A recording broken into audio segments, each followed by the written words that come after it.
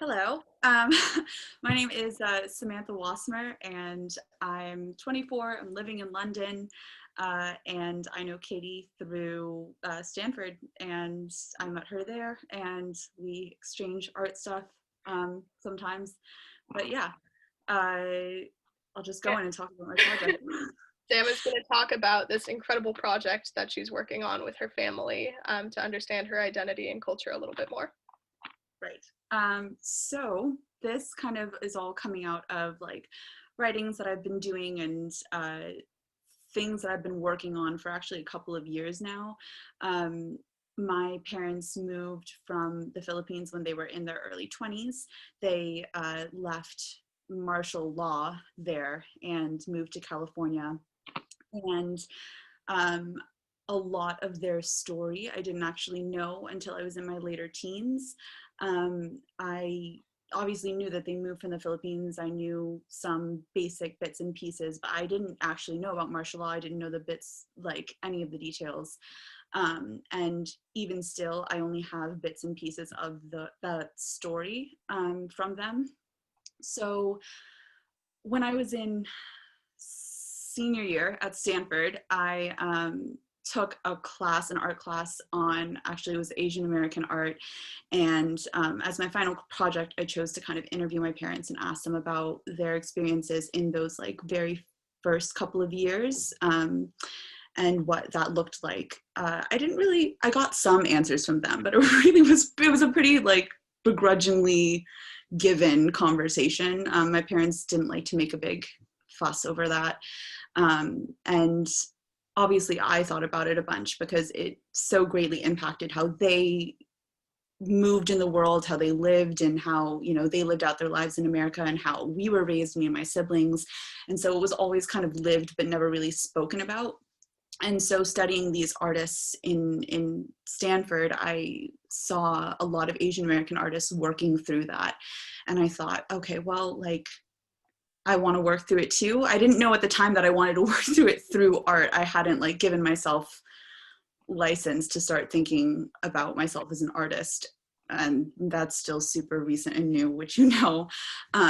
But I moved to London about 2 years ago. And in that time since then, I've thought a lot again about my parents' move and how my move in my early 20s very much paralleled theirs. They left at around the same age as me. Obviously they had each other and, you know, other factors make it very different, but like the idea of that kind of parallel move and starting a new life in a new country where you don't really know anybody Yeah. um, is something that I've been thinking a lot about. And so I want to make a piece that is an object because I am really obsessed with objects. I love the idea of how we assign these like histories and stories and memories to them, and especially mundane ones that you don't really like think about, but things that you kind of keep with you and you bring along and you never discard. I did a kind of small series in the beginning of quarantine where I asked people to submit stories related to like objects that they loved,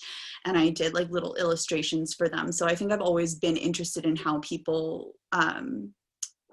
have such like strong emotions tied to objects.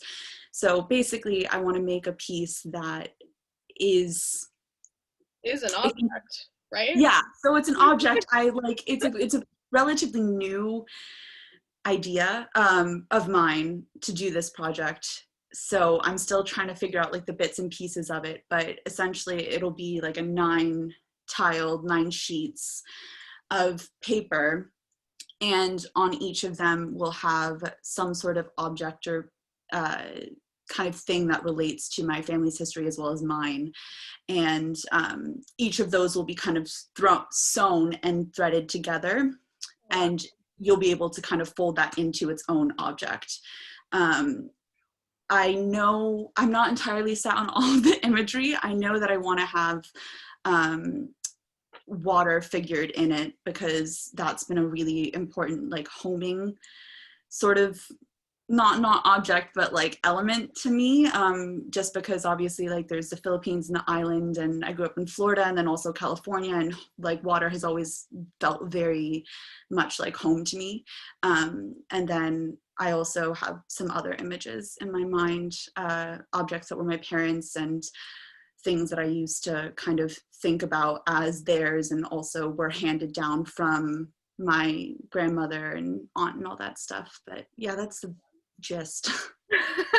And that's so incredible. Like I've always found like my favorite part of a project is the first initial thoughts about it. Like if I'm just driving around and something strikes me, like when I started writing my novel, what happened was I was driving and I was like, what if I wrote a novel? Like it came, and that's a really exciting experience to be like, I don't have the bits and pieces, but I'm giving myself license to create something.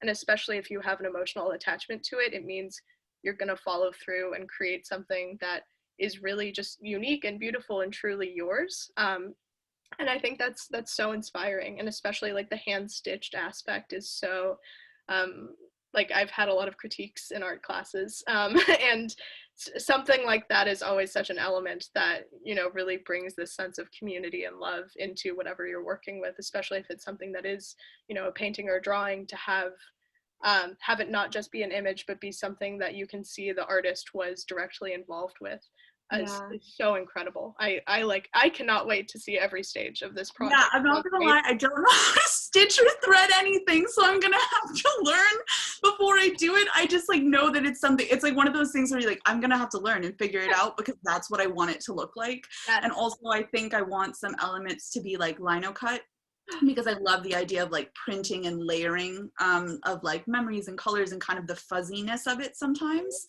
Um, I That's haven't so done lino perfect. cut in like maybe 10 plus years. So lots of things that I have to like do and learn how to do before I make it. But that's the main idea.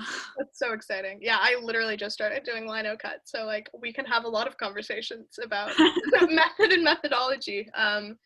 And that's really exciting. So you have a background in art history and criticism, and you got your master's degree in it, and so you're used to doing a lot of writing. How do you Yeah. think, do you want there to be a written component to the Oh, project? absolutely. Okay. I'm obsessed with text and image together. I don't think that I would be able to not have it in there.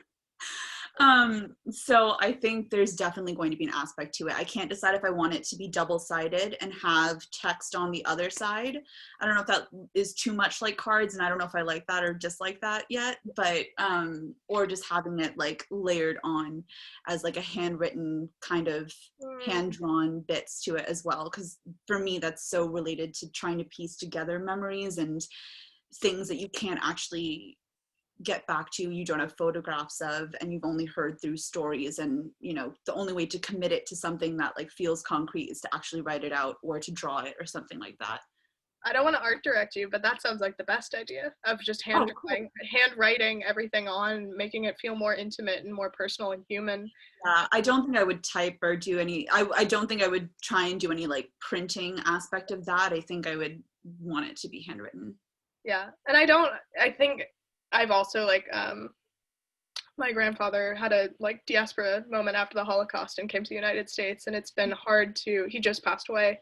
It's been hard to piece together a lot of his history too, because he would talk to us about it, but now we're like, my grandmother has found a lot of his letters, and she's like rereading those, although a lot of them are in Hungarian and none of us speak Hungarian, so it's like, ugh, and it's like the worst language to translate. It's so hard. But You just have to learn it. learning how to stitch is way easier than learning another language. No, I mean, I have to learn Tagalog at some point just because Yeah, I need to do that for me, but that's going to take a bit of time that's for sure. true. That's, and it's worth it if it's something that is so deeply ingrained in your personal identity and what you want to know about yourself and your history. Then it's, you're right. Like we're the kind of people who, if something is really important to us, we're going to do it. Yeah.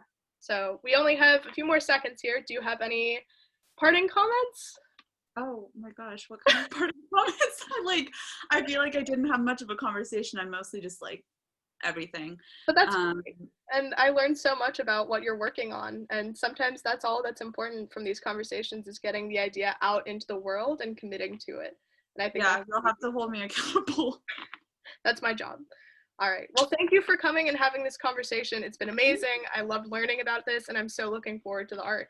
Oh yeah, thank you so much. So happy to talk to you. Little hug ring. Oh, yes, our little matching ring. So cute. All right.